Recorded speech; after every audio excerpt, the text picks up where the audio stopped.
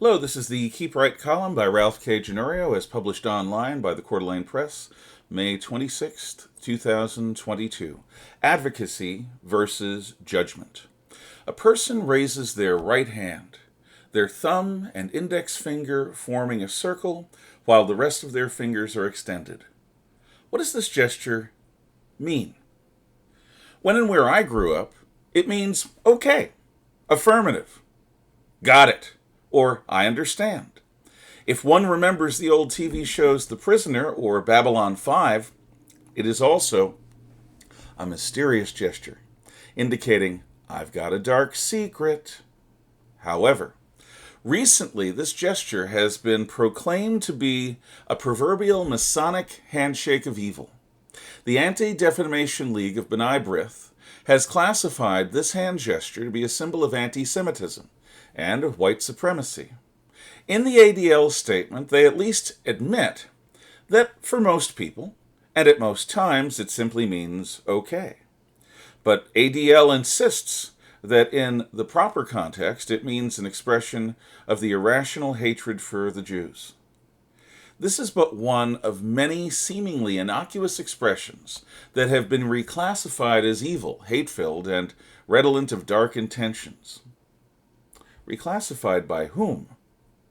By self-appointed guardians of public expression. You know, the same people that police speech and writing as an act of service to the rest of us. These sentinels of the Jungian collective subconscious make certain that nothing which they deem to be problematic passes their scrutiny without condemnation. If in their judgment someone else expresses an idea that varies even slightly from their ideology, these social justice warriors will pounce.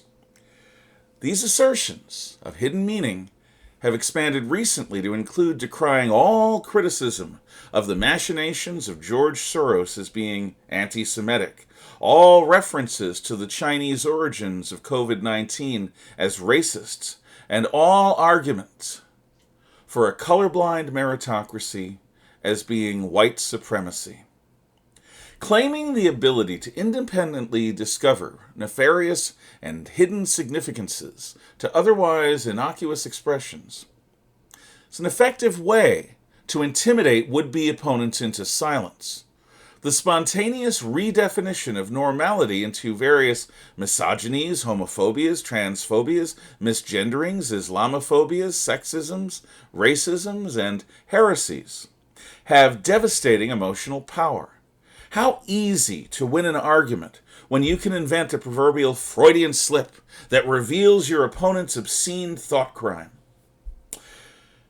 The penalty for anyone straying through their ever-increasingly crowded minefield of forbidden expressions is cancellation.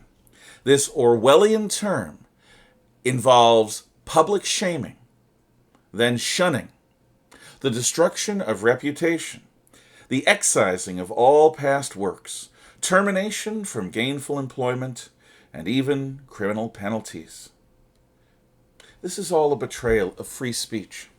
If communists, National Socialists, Black Panther terrorists, Ku Klux Klansmen, Antifa, BLM, and other advocates of what I would call evil are not allowed to express themselves, then no one is. The answer to hatred is not suppressing their bilious rants, but rather in allowing them to reveal the paucity of reason and value in their notions. Free expression permits us all to more easily spot folly and mischief ourselves. We do not want, nor do we need, a self-appointed chaperone against misinformation, quote unquote, as we navigate the marketplace of ideas. More than this, there is a breathtaking hypocrisy in those who would censor the rest of us in service to their version of tolerance. Given the objective meaning of this word, tolerance, a person need not be tolerant of those things that they are already predisposed to like. Toleration involves being willing to put up with obnoxious and offensive things for the sake of the greater good, for the sake of freedom. Yet our would-be fact-checkers demonize anything which varies from their utopian concept. This tendency has nothing to do with tolerance. It is about hysterically policing the speech of others, which is to say, fanatically policing the thoughts of others. It is nothing less than intellectually lazy and self-servingly delusional to assume that one's opponents are evil. No, my woke friends and neighbors, it is simply not true that only evil thought criminals could possibly dispute your wisdom. Life is not that easy. Good and wise people are not all on your side, nor is objective reality a proof of your concepts. You are too personally involved to advocate for your worldview within our culture's debates about the meaning of life to be fair judges over the rest of us.